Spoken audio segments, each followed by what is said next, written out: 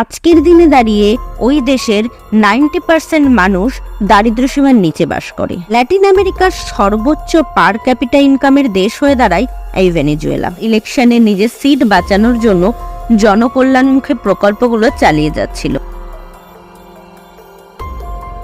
Hello viewers, কথায় আছে জানেন তো, উপার্জন না করে বসে বসে খেলে রাজার ভান্ডারও খালি হয়ে যায়। এই উপমাটা হয়তো ল্যাটিন আমেরিকার এক দেশ ভেনেজুয়েলার জন্য খুবই যথার্থ। 1950-এ অর্থাৎ বিংশ শতাব্দীর 50-এর দশকে ভেনেজুয়েলা ছিল রাজার দেশ। সেই সময় বিশ্বের চতুর্থ বিত্তশালী দেশ ছিল ভেনেজুয়েলা। আর সেখানে আজকের দিনে দাঁড়িয়ে ওই দেশের 90% মানুষ দারিদ্র্যসীমার নিচে বাস করে। পরিবর্তনটা ভাবতে পারছেন? ঠিক কি হয়েছিল দেশটার সাথে? আসুন জানা যাক। যারা আজকে আমাকে প্রথমবারের জন্য দেখছেন তাদের জন্য বলে রাখি, আমি মৌমিতা, আপনারা দেখছেন unboxing fact. Welcome to our channel. যারা এখনো আমাদের চ্যানেলটিকে সাবস্ক্রাইব করেনি তারা অবশ্যই সাবস্ক্রাইব করে দেবেন আর পাশে থাকা বেল আইকনটি অলে প্রেস করে রাখবেন। আর যদি এই ভিডিওটি আপনি ফেসবুকে দেখে থাকেন তাহলে আমাদের পেজটি অবশ্যই লাইক করে দেবেন। Royal Dutch Shell struck oil নামক এক সংস্থার ভূতত্ত্ববিদরা 1922 সালে ভেনেজুয়েলার উত্তর পূর্ব দিকে মাটি খুঁড়ে তেল পায়। 20-এর দশকেই তেলের বার্ষিক উৎপাদন 1 মিলিয়ন ব্যারেল থেকে বেড়ে 137 মিলিয়ন ব্যারেলে পৌঁছায়। তেলের টোটাল অনুপাতে ভেনেজুয়েলা দ্বিতীয় পজিশনে চলে যায়, আমেরিকার ঠিক পরেই। খুব স্বাভাবিকভাবেই ভেনেজুয়েলাতে সমস্ত লেনদেন বা ব্যবসা তেল কেন্দ্রিক হতে শুরু করে। 1930-এ অর্থাৎ 30-এর দশকে ভেনেজুয়েলার তেল রপ্তানি গিয়ে দাঁড়ায় ওই দেশের টোটাল রপ্তানির 90% রেশিওতে।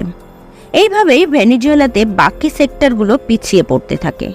ওই সময় ভেনেজুয়েলার অয়েল সেক্টরের 98% কন্ট্রোল ছিল বিদেশি কোম্পানিগুলোর হাতে।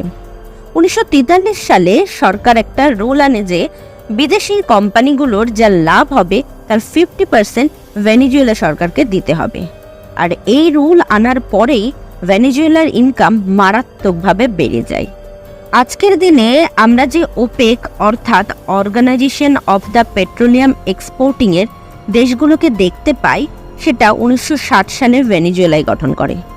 ওপেকের মেম্বার কান্ট্রি হচ্ছে সেই দেশগুলো যারা প্রধানত তেল রপ্তানি করে বিশ্বের বাকি দেশগুলোকে। আর ওপেকই প্রধানত তেলের দাম নিয়ন্ত্রণ করে।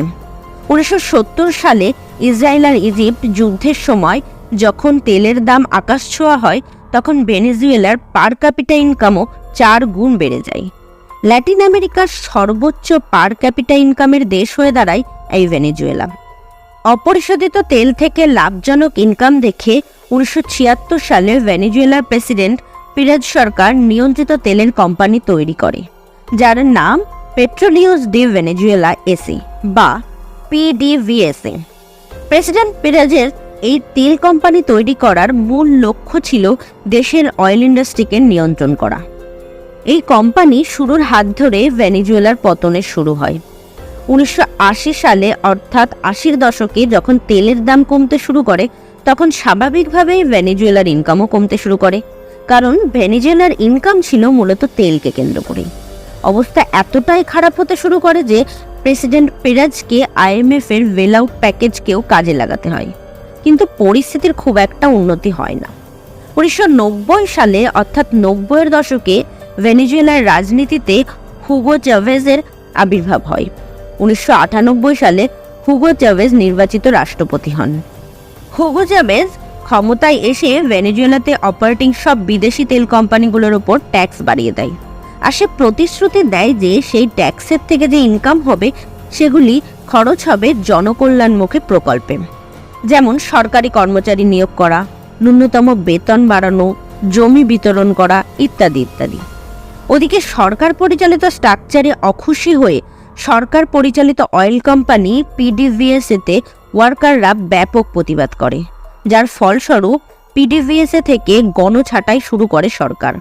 আর যারা পার্টির অনুগত তাদের সেই কোম্পানিতে নিযুক্ত করা হয়, যার ফলে কোম্পানিতে প্রযুক্তিগত বা পরিচালনা সংক্রান্ত দক্ষ কর্মচারীর সংখ্যা খুবই কমে যায়।